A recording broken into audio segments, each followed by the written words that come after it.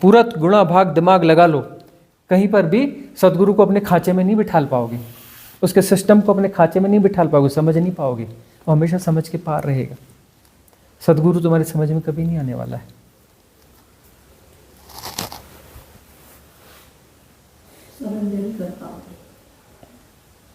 बेसिर पैर का दिखेगा सदगुरु, कुछ ढंग ही नहीं है, कुछ कभी कुछ कभी कुछ कभी कुछ।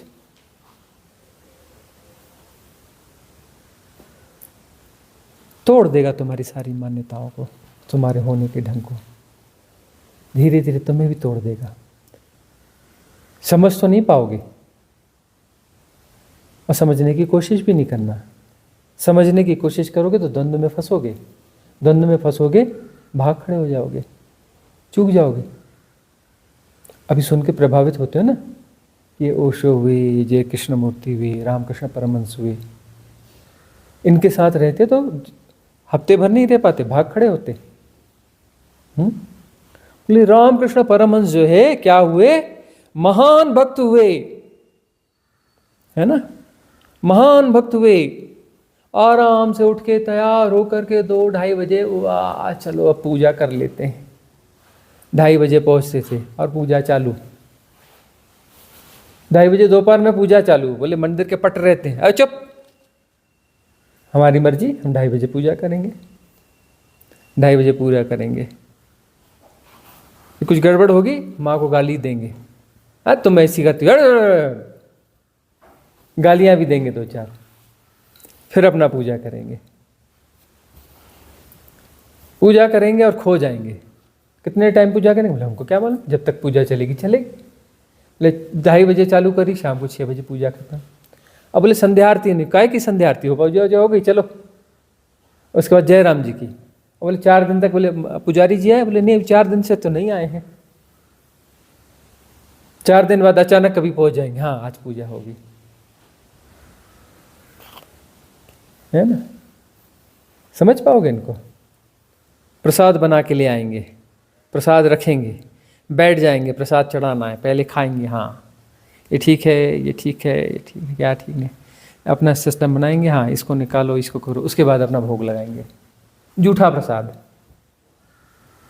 ये कौन है, रामकृष्ण परमहंस। लोग बोलते जूठा प्रसाद।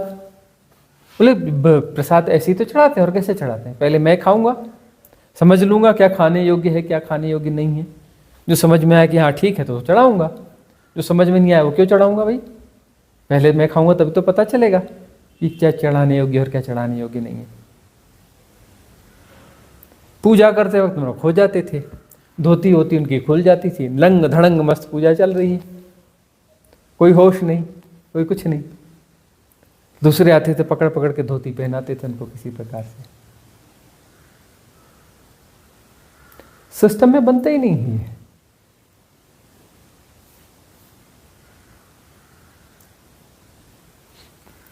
ओशो हुए, वहां जाओगे तो सारे सिस्टम तोड़ फोड़,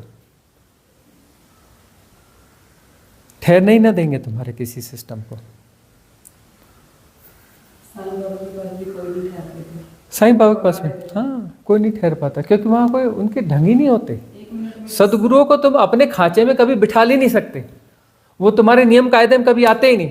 तुम बोलोगे इनका कोई नियम कोई है ही नहीं, कोई दिनचर्या ही नहीं है कि कब उठना कब बैठना, कहाँ आना कहाँ जाना, कुछ सिस्टम ही कुछ समझ में ही नहीं आता। पकड़ ही नहीं सकते इनको कि क्या करना चाहिए क्या नहीं करना चाहिए, कहीं कुछ समझ में ही नहीं आता। कभी कुछ बोलते हैं, कभी उसका उलट कर देते, कभी ऐसा कर देते, कभी ऐसा कर देते हैं, आते ही नहीं कभी सिस्टम में। और तुम्हारे सिस्टम को भी तोड़ के फोड़ के खत्म कर देंगे। सारे सिस्टम जो है पैटर्न को निर्मित करते हैं, पैटर्न से मिलकर के मन बनता है। मन के पार जाना है, मन के पार छलांग लगनी चाहिए। और सदगुरुओं को तो तुम कभी भी बांध नहीं सकते। तुम सदगुरु की खोज में तो सदगुरु को पहचान कहाँ पाओगे, आंख है तुम्हारे पास, और पहचान लोगे तो क्या तुम वह पहचान बरकरार रख पाओगे, क्या टिक पाओगे, क्या दांव लगा पाओगे, क्या तुम दांव लगा पाओगे। सदगुरु के सानिध्य के लिए दांव लगा पाओगे? क्या सचमुच में तुम्हारी टॉप प्रायोरिटी है? क्या मुक्ति सचमुच में तुम्हारी टॉप प्रायोरिटी है? झंझोड़ना अपने भीतर।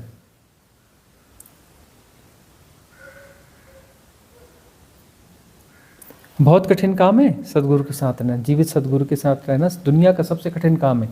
इससे कठिन काम कुछ नहीं है। एवरेस्ट पर चढ़ना कोई कठिन काम है? मामूली सा काम है। कितने लोग चढ़ गए। सब कोई भी काम कठिन नहीं है। सबसे कठिन काम है सदगुरु के साथ रहना। गुरुजी जैसा सदगुरु मिल जाए तो होश ठिकाने लगा दें। एक ही दिन में आ जाएगा। हाँ, बहुत कठिन काम है सदगुरु के साथ रहना। वो तुम्हारी समझ के बाहर की चीज है। तुम्हारे समझ के अंदर हो जाए तो तुम्हें क्या बदलेगा? जो तुम्हारे समझ के भीतर हो, तुम्हारे ढांचे के अंदर बैठता हो, तुम्हारे ढांचे के हिसाब से जीता हो, वो कि सदगुरु है।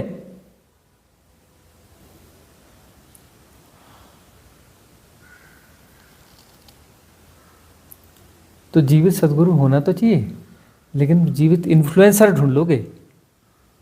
सदगुरु के साथ थोड़ा मुश्किल है। और सदगुरु मिल जाए तो उसके पास टिक जाओ। एक हुए शिवपुरी बाबा, केरल में पैदा हुए, 25 साल की उम्र में सन्यासी हुए, आ गए अमरकंटक, शंभुधारा के जंगल में, घने जंगलों में वास किया, 25 साल साधना करी, और उसके बाद फिर उनका एनलाइटनमेंट हुआ और फिर विश्व भ्रमण पे निकले।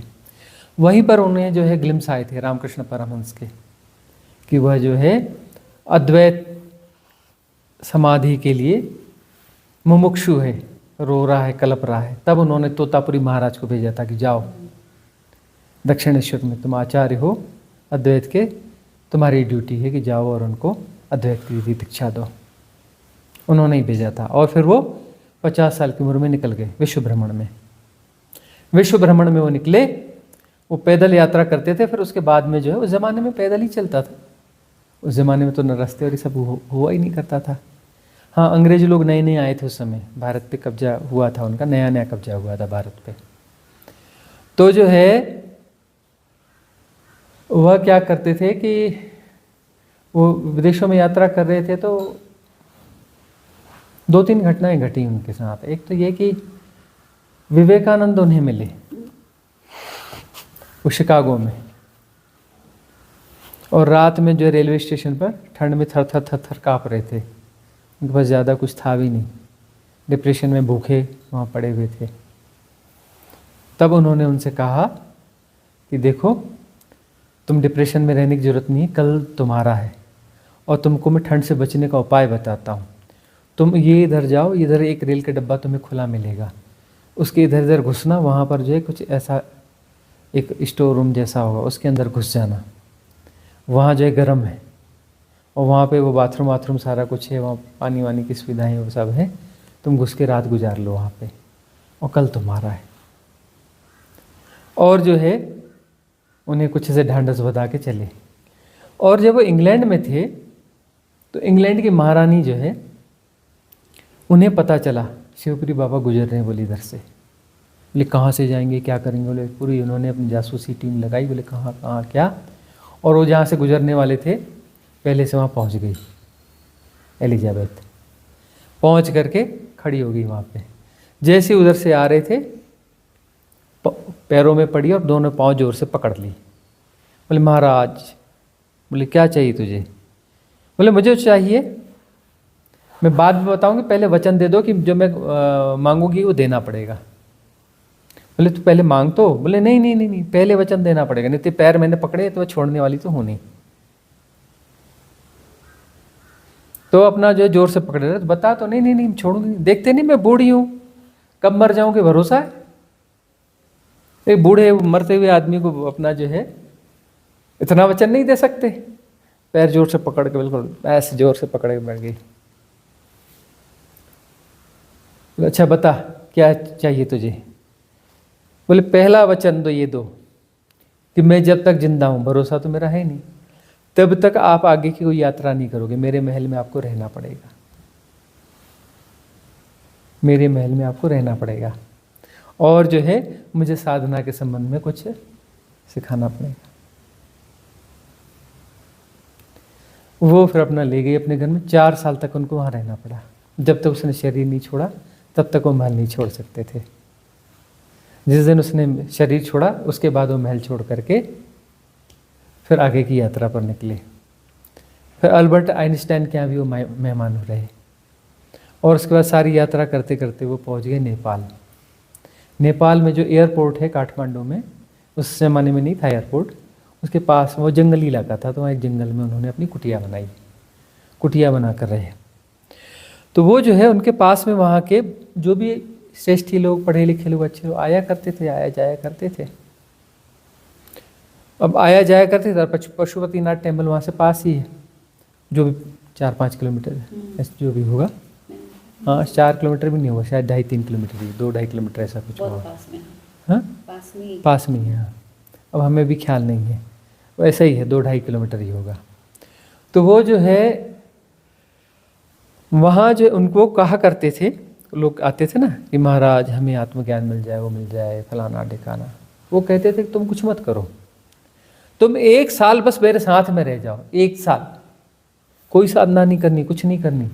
मैं साधना में बिठा लूँगा, न कीर्तन कराऊँगा, न भजन कराऊँगा, बस 1 साल मेरे आसपास बने रहो। बस खाओ पकाओ रहो, बैठे रहो, घूमते रहो, गाते बजाते रहो, घूमने आराम से रह आओ, जंगल ट्रैकिंग पे जाओ।